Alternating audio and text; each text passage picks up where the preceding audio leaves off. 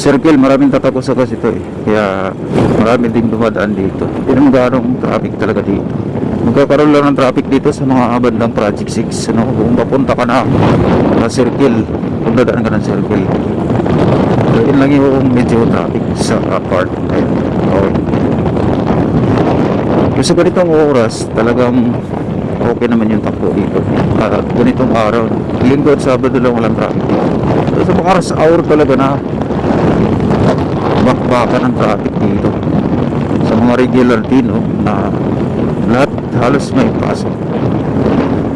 So mga ganito sitwasyon kasi mayroon din pumapasok ng mga estudyante, no, kaya traffic dito.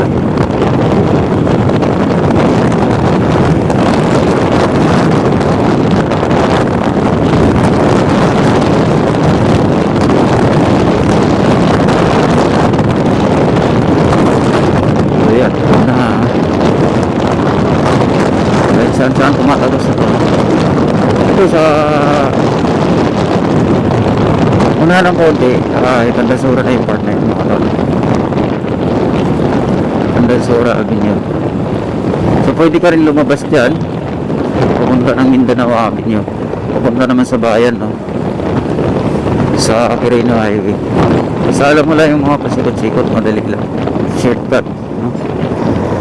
Yung pinaka main traffic talaga dito sa mga rush hour, yung Commonwealth Avenue, hindi disgrasya talaga.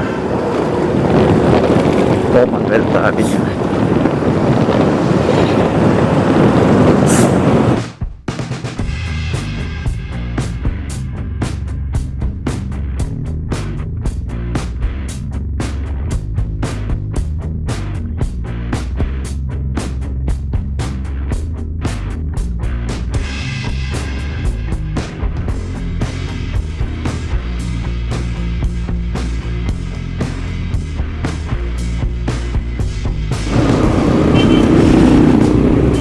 Binabati ko yung mga dating nalimutan ko na kasi okay.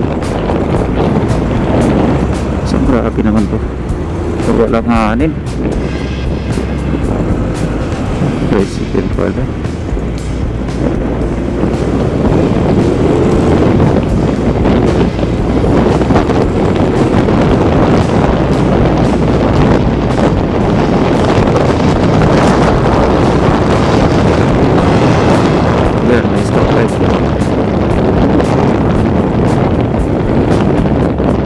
Kasi pag kumaliwa dito, pumunta na, tutuntukin na dyan yung circle,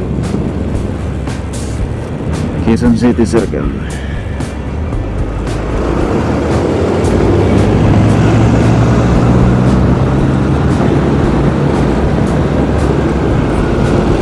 Okay na pa po tayo. Ayan, walang traffic ito din kasi minsan ano talaga dito traffic regular dito. Ito oras traffic.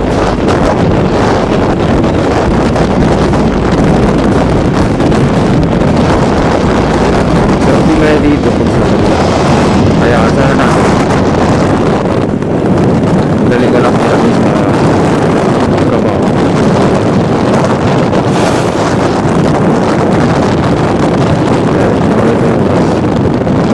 Dali po madali ka.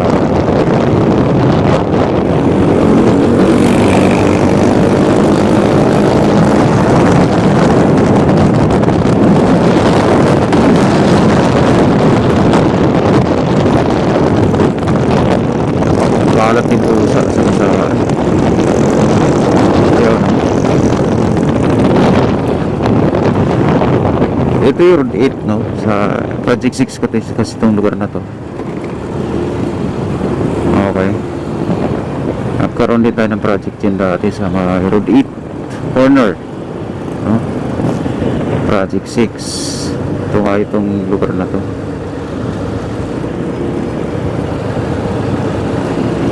So tatapos na ng Commonwealth yan. Commonwealth yung circle. Okay.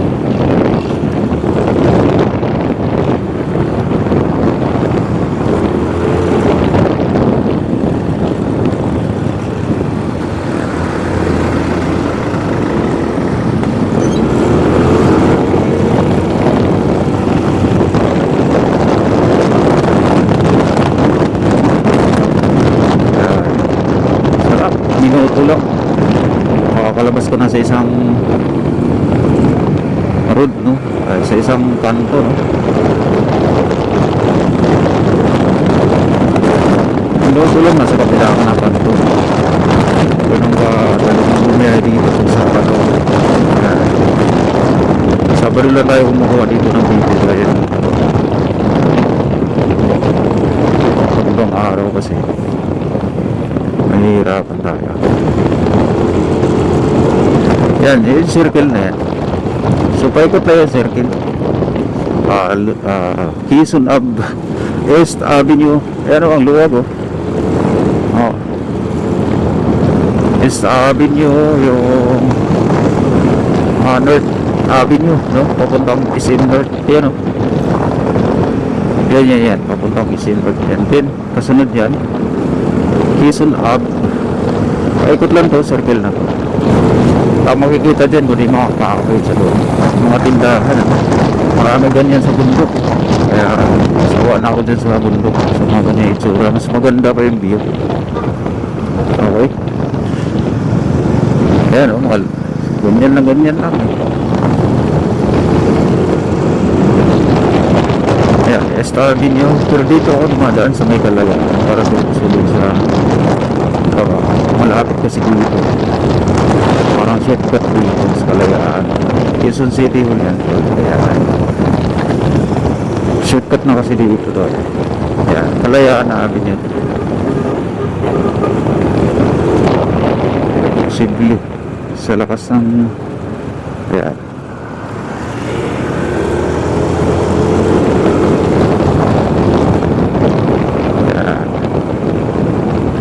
Ito naman tagos ng Cubao, no? So, alam niyo na tong daanan na to, di ba? Dito kayo dumadaan, di ba? Kalayaan ko. Tagos ng pila lang kayo dyan, mga tol. Kumuha kayo ng NDL. Pag magparinyo kayo ng NDL. Dyan. City Hall kasi. Part ng City Hall.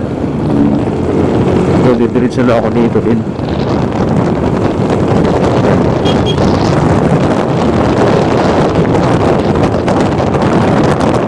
Maraming mga kadali ko. Dandahan pa. Mas umabot tayo.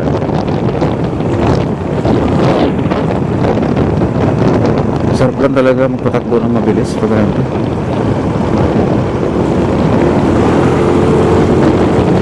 Parang kang nakawala dito sa itong walang traffic, parang nakawala ka sa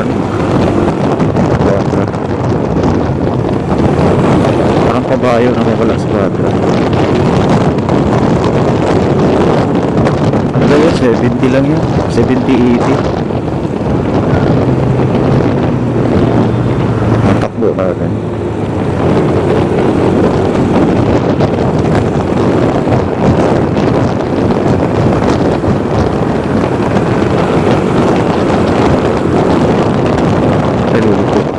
So may stop tayo.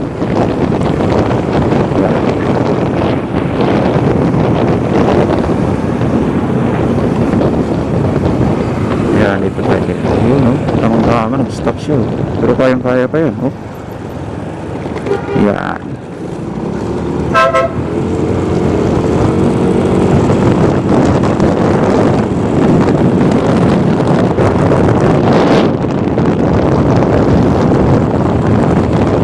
dito lang.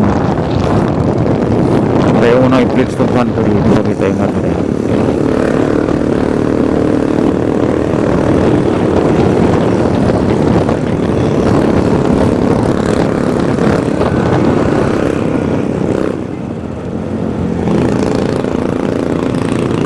Nakita eh.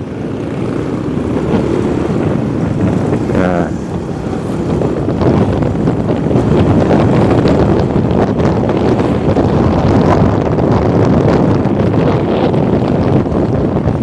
Tayo yan. Tayo na palamig.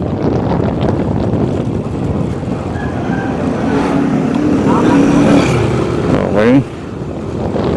Magpasagi tayo. Sila tayo. Yan, so dyan naunahan ako ng engineer. Dyan sa engineer. Anong oras ba? Oras 8 niya ata eh.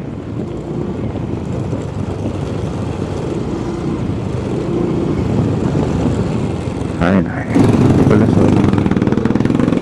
Ay, wala eh. Bibili ko na ako.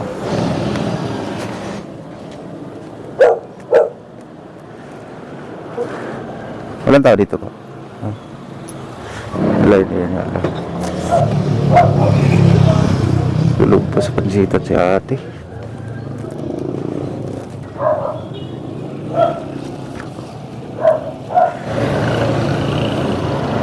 Okay. Yan, madali lang kasi pag ano.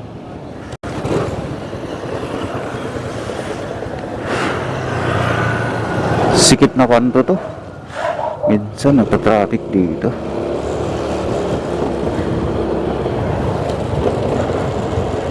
Ako si project dito tola. Ito pala.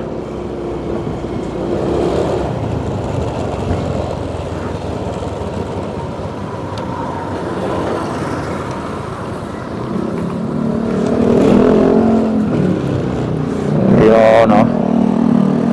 Huli.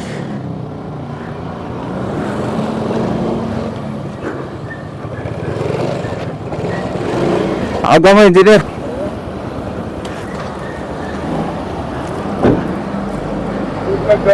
Oh, nagbablog ako. Shoutout ka.